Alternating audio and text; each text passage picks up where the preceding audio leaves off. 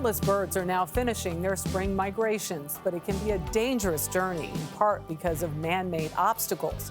In the U.S. alone, hundreds of millions of birds die each year after flying into buildings. In fact, the phenomenon has drastically reduced the population of some bird species.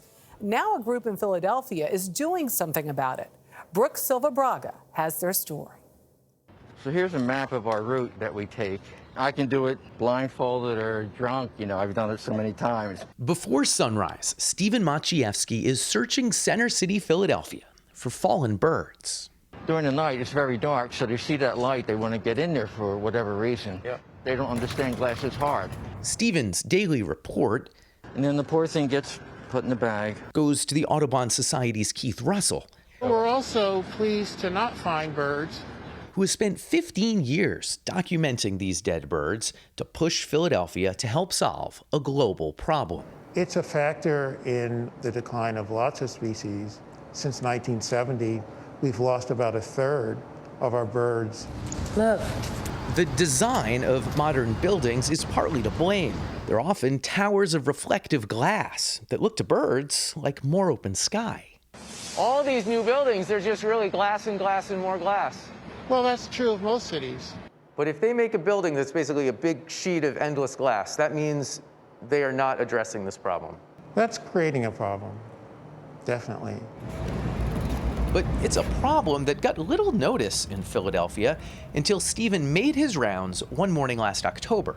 At one building, I think I found about 300 birds. At one building? One building. A cloudy night at the peak of the fall migration caused a massacre.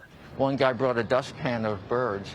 He dumped it out in front of me. There were 75 birds in there, some living and a lot of dead birds. It was a rough day. But Stephen's photo of the slaughter made headlines that got the notice of people like Corey Gunselman, who manages One Liberty Place.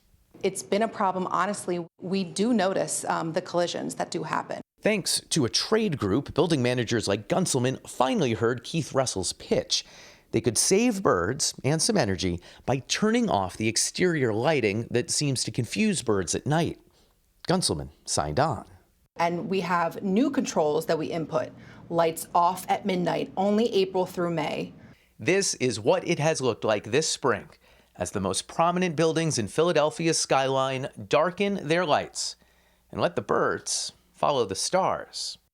Lights Out Philadelphia follows similar programs in nearly 40 other American cities. They use the stars in part to navigate, which might explain why they're attracted to lights in some cases. Jason Weckstein, an ornithologist at the Academy of Natural Sciences in Philadelphia, says there's reason to think the dark sky will help. We know in other places there are significant differences. This building, McCormick Place on the Chicago lakefront, many fewer birds are dying. But skyscrapers make up a tiny percentage of all buildings. Ordinary homes end up killing many more birds. You find a few different ways to approach this. Yeah, absolutely. This is acid etching here. So Damian Ruffner at Philadelphia's Discovery Center has suggestions. It comes in this roll of tape. Small vinyl dots can break up the reflection, so can P-cord. Any vertical lines, 4 inches or less. But intentionally blocking a view, that can be a tough sell. We've seen these other solutions that go right on the glass, etching, dots, these types of things. Are any of those possibilities for you guys? That is something that we definitely could look into. The one thing is that we don't want to take away the luster of our beautiful double pane windows. That's the rub, yeah. Right. But the visibility Keith Russell cares most about is that his city finally seems to notice its birds. This is something you've cared about for a long time. It must be gratifying to see the general public start to care about this too.